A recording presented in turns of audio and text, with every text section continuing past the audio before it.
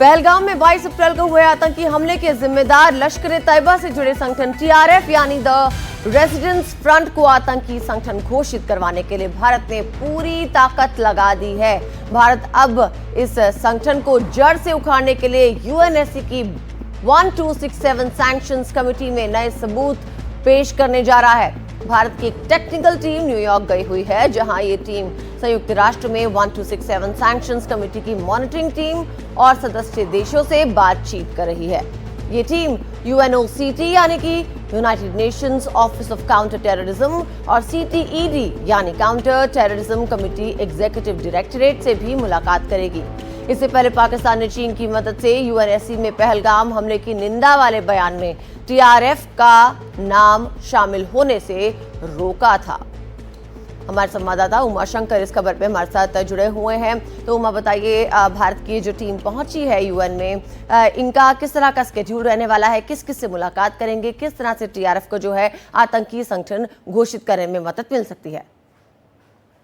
ये देखिए, टीआरएफ है, उसको लेकर भारत जो है वो 2023 से ही दुनिया के देशों को, खासतौर पे यूएनएससी के जो मेंबर रहे हैं उसको बताता रहा है, लेकिन पाकिस्तान जो है वो आड़े आता रहा है। और 25 अप्रैल को जब पहलगाम आतंकी हमले के बाद जब यूएनएससी का एक स्टेटमेंट आया था, तो उसमें से भी टीआरएफ का नाम निकालने के लिए पाकिस्तान ने पूरा जोर लगा दिया था। चीन से उसको मदद भी मिली थी। लेकिन अब जो है पहलगाम हमले के बाद तमाम साक्ष्यों को लेकर, न सिर्फ पहलगाम हमले बल्कि इसके पहले भी टीआरएफ की जो आतंकी गतिविधियां हैं, जो टारगेटेड किलिंग रही है, जिस तरीके से ग्रेनेड हमले वो करता रहा है, उन तमाम सबूतों के साथ जो टेक्निकल टीम है वो न्यूयॉर्क पहुंची है। और जाहिर सी बात है कि उसका जोर इस बात पर होगा कि टीआरएफ को जो है वो बैन किया जाए। लेकिन हमने देखा है पहले भी, और जिसका अंदेशा इस बार भी है, कि पाकिस्तान जो है वो चीन की मदद से, क्योंकि चीन परमानेंट मेंबर है यूएनएससी का, तो उसकी मदद से एक टेक्निकल होल्ड डालने की कोशिश कर सकता है।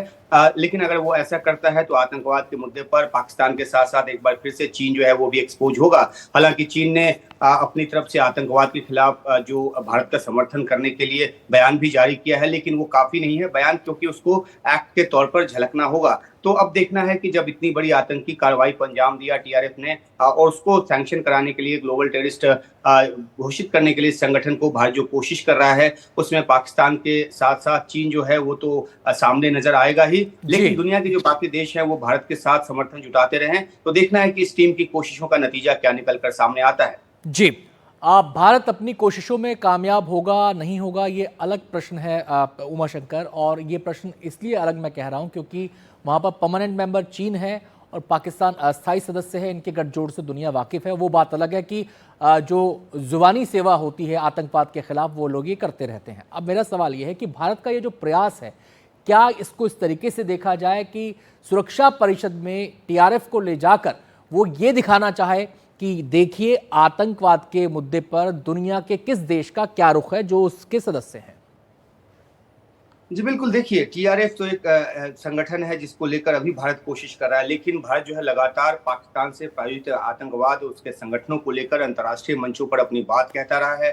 बहुत हद तक उसको कामयाबी भी मिली है, लेकिन पाकिस्तान के जो आतंकी संगठन हैं, कई बार नाम बदलकर, कई बार अपना स्वरूप बदलकर सामने आ जाते हैं। भारत को जो है वो दुनिया के देशों को पहलगाम आतंकी हमले के बाद भी वो लगातार ब्रीफ करता रहा है। हमने ये भी देखा कि हाल ही में जो डिफेंस अटैचे हैं अलग अलग देशों के, उनको यहाँ दिल्ली में ब्रीफ किया गया। तो ऐसा है कि भारत जो है वो तमाम देशों को इस बात की जानकारी देता रहा है, टीआरएफ को लेकर भी। लेकिन अब जो है ग्लोबल टेररिस्ट उसको ऑर्गेनाइजेशन घोषित कराने के साथ पाकिस्तान को एक्सपोज करना भी भारत का एक बड़ा मकसद है।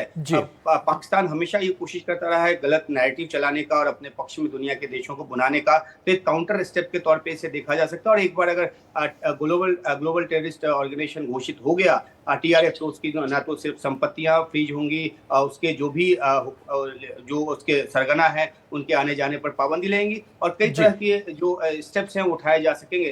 तो अब नजर इस बात पे टिकी है कि इससे पूरी कोशिश का क्या नतीजा निकल कर सामने आता है।